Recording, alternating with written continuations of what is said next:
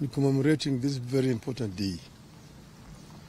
Unfortunately, as you all know, circumstances today, there are roadblocks all over town, which has made it difficult for people to move to Kamukunji. In the circumstances, I've decided therefore to talk to the media here at Serena. Some of you may not know fully the history of SABA. As you know that Kenya attained independence in 1963, and at that time it was a multi-party system. We had three political parties: KANU, KADU, and then APP. But after a very short period of time, those two other opposition political parties, because KANU had won the elections and formed the government, and the two other parties were in the opposition, they were folded up and joined KANU.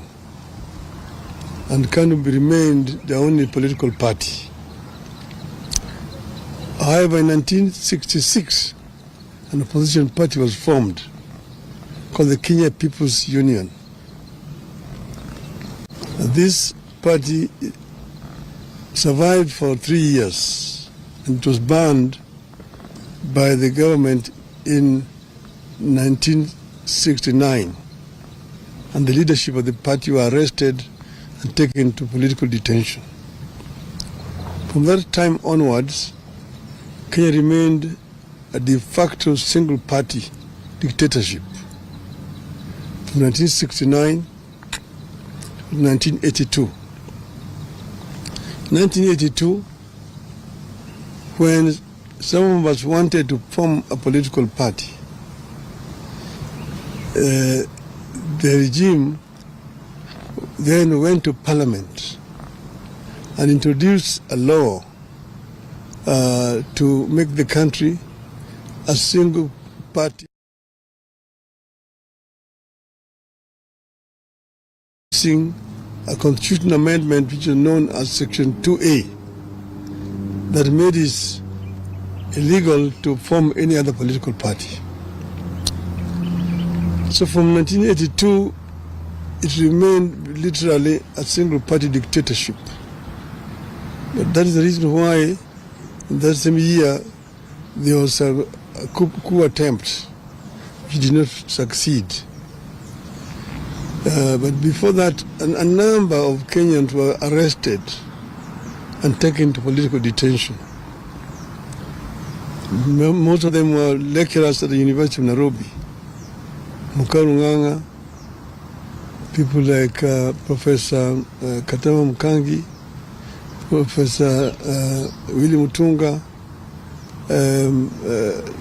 Dr. Professor Yugi Akongo,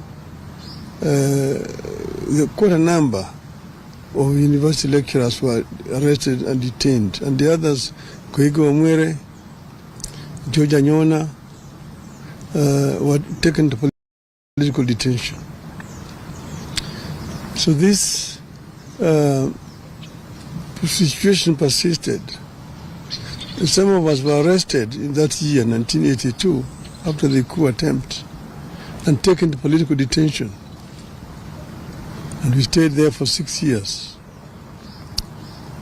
Then in 1988, KANU brought an amendment to his laws, saying that they were bringing what they call direct democracy, where there was a nomination process, where people were lining up behind the candidates.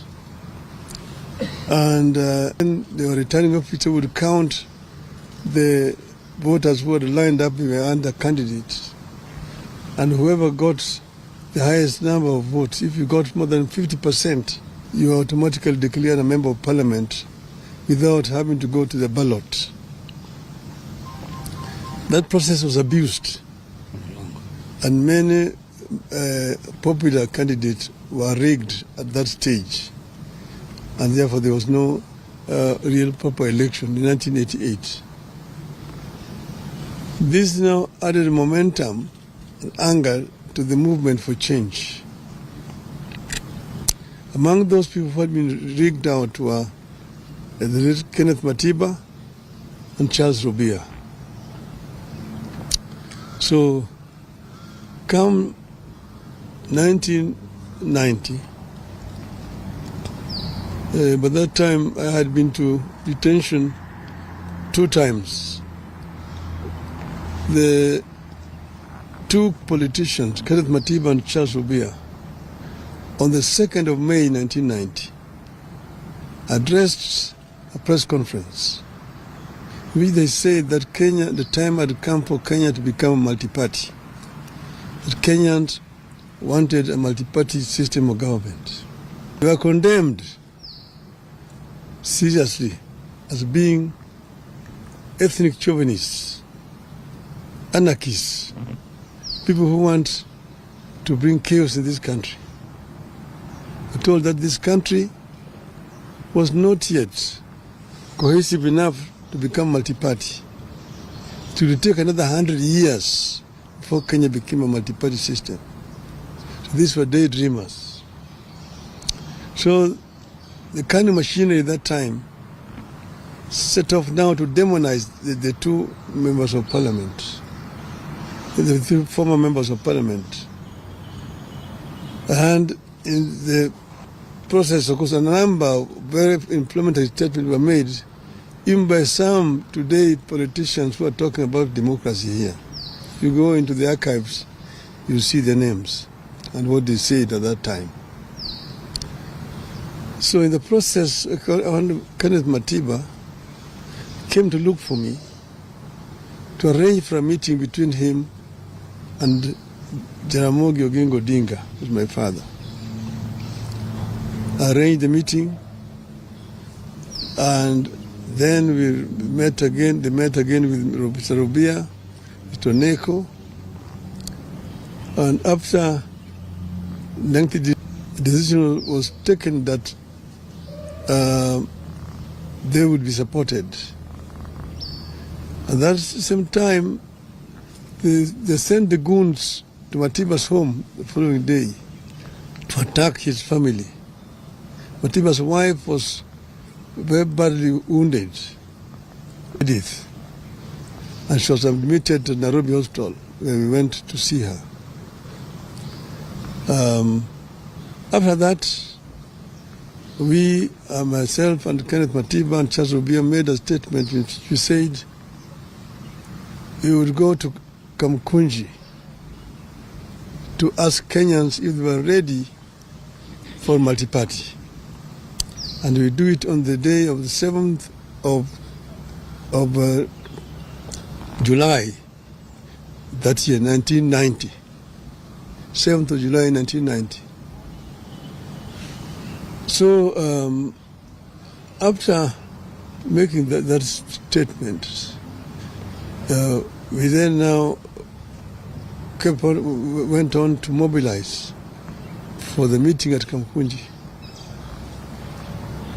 But then, of course, the police officers came to block us from meeting each other. They were stationed in my office at Ajib House, Matiba's office, up there on Koinange Street, and Rubia's office, and Paul Mwite's, and Gibson Kamau Korea's. On the 2nd of July, 1990, Matiba and Rubia were arrested and taken to detention. On the 4th of July, I was arrested and taken to detention.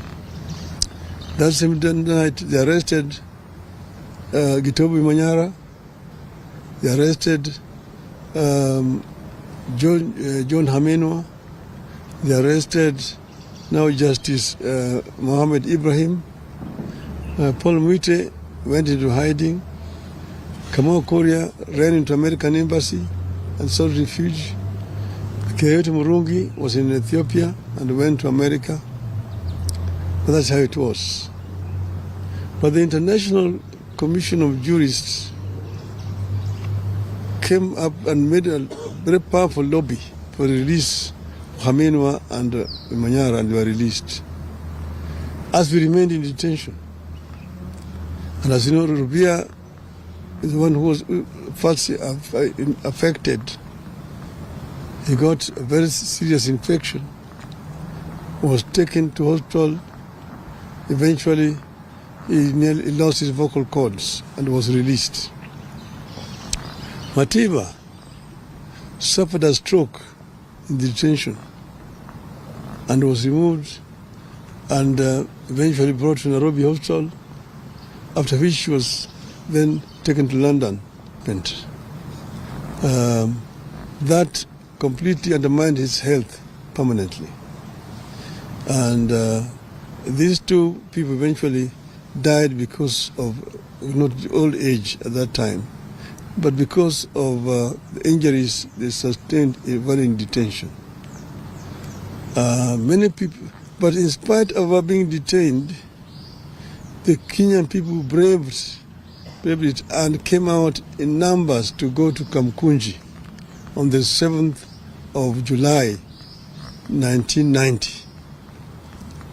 Many people were killed attempting to reach Kamukunji grounds that time.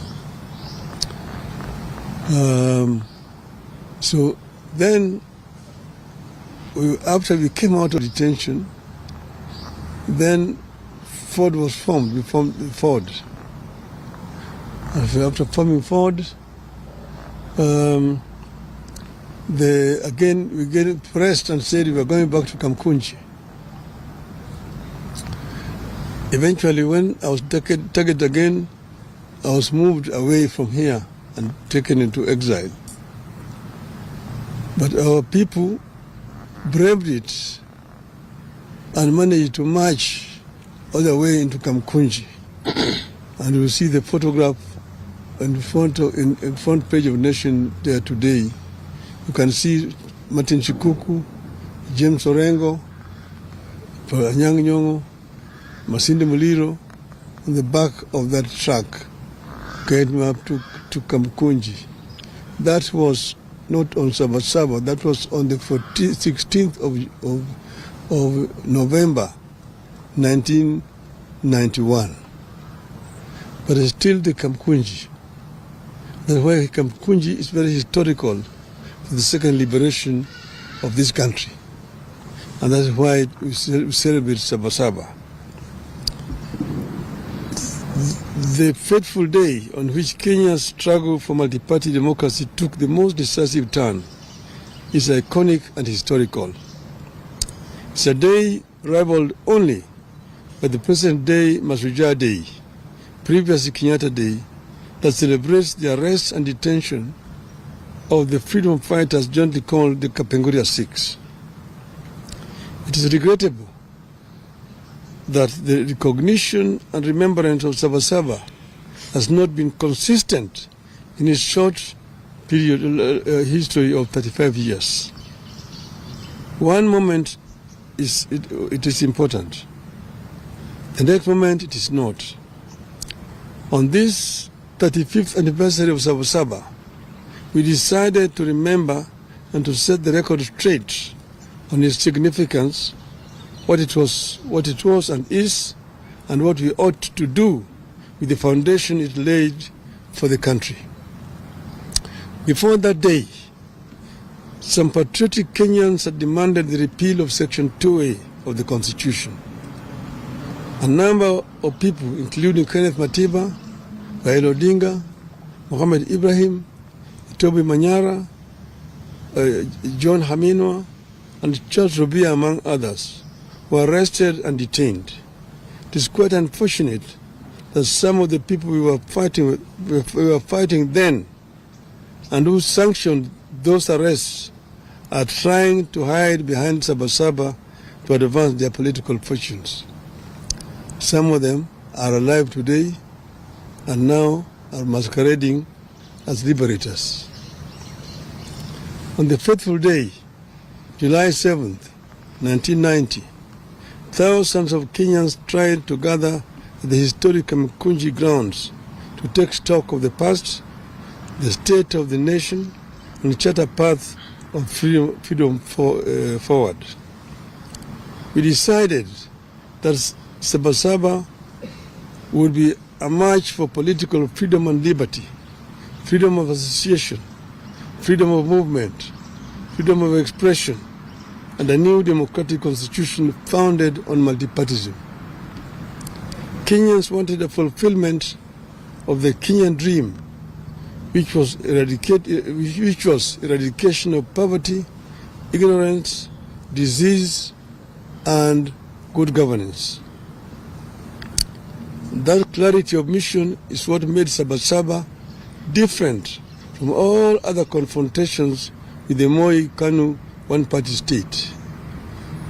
SABA therefore was and still is about the sacred and historic grounds of Kamukunji. It was not and is not just another routine street protest in Nairobi or any other town. At Kamukunji is where they held the last KAU, Kenya Africa Union meeting in 1952. It is where Kanu's first rally was also held. It was also where the first Ford meeting was held after registration. SABA had a singular purpose: to the repeal of Section 2A of the Constitution and allow multi-party democracy in Kenya. SABA had clear and known national conveners: Kenneth Matiba, Charles Robia, and yours truly, RAILA ODINGA. It was what gave birth to a bigger and powerful forum for the restoration of democracy, Ford. Ford had a known nationally inclusive leadership: Jaramogi Oginga Odinga, Philip Gachoka, Ahmed Bamariz, Salim Damwe, Asinde Muliro, George Ndenge, Kenneth Matida, Charles Robia, among others. SABA was inclusive, democratic, and intergenerational. The old, the young people in and out of the government, professionals, academics, trade unionists, civil society, women groups, and religious groups. All of them found their voice in what it stood for: a people's struggle for good governance, freedom, and equal opportunity for all. It was not one group against the entire nation. It was not community against that community, or of this age against that age. The movement stood for a peaceful and constitutional change of guard. That is the reason it focused singularly on amendment and later on the overhaul of the Constitution. These features are what made SABA succeed. A year after the march, on December 2nd, 1991, President Moi capitulated. Section 2A of the Constitution was removed. Multipartyism was reinstated. We achieved our core aim, which was to return Kenya to multipartyism. Today, we have more parties than one could imagine then. That single amendment paved the way for the complete overhaul of the Constitution and the birth in 2010 of a new Constitution that came with provisions for fundamental freedoms and liberties that our citizens enjoy today. It is clear that many of the ideals espoused by the dreamers behind SABA have become part of the national aspiration. We are a better nation because SABA happened. We have a duty and a responsibility to honor the men and women who dared to dream and to turn out at a time of great peril to themselves and their families. 35 years later, the country is grappling with a new wave of unrest and political activism. The question we have to ask ourselves is, where do we go from here? Do we embrace chaos or a coming together of minds and country? As a living architect of the events leading to the SABA, I choose a coming together of minds and country in the interest of the country. I long fought for its progress, stability, and prosperity. The most important struggle taking shape in our country today is the struggle for good governance, economic opportunity, and equality. The biggest challenge facing Kenya today and into the foreseeable future is how to expand economic opportunity and lift particularly young Kenyans out of poverty, exclusion, and unemployment. Kenyans are yearning for programs and leaders that prioritize economic inclusivity, social justice, and political freedom. There is no doubt that the country is yearning for legislation that makes our institutions more responsive, programs that ensure adequate funding for services that touch wananchi, changes that make our judiciary free, efficient and progressive,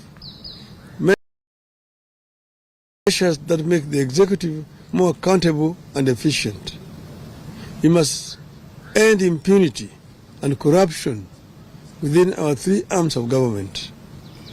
Our leaders must become modest, ethical, humble, and accountable. What is to be done? What is to be done? I propose an inclusive, intergenerational, national conclave to hear our people across all divides and come up with irreducible reforms and changes necessary to take the country forward. I propose that the country urgently returns to the agenda of comprehensive police reforms, focusing on enhancing accountability, transparency, and improving the police-to-people relationship. Your rogue police force that shoots people with impunity. And this is a force that we inherited from the colonialists. It has not been reformed to become a people's defender, a people's servant. I propose that the conclave I envisage comes up with better and sustainable ways for addressing transparency, accountability, and impunity, especially with regard to corruption, and ensuring that leaders are held accountable for their actions. I propose that the forum comes up with a comprehensive and sustainable strategy for addressing youth unemployment and expansion of opportunities for youth in the formal and informal sectors. Such a national conclave must have clear terms of reference and be populated and helmed by the most serious and sober minds in our nation. The proceeds of the national dialogue be subjected to a referendum.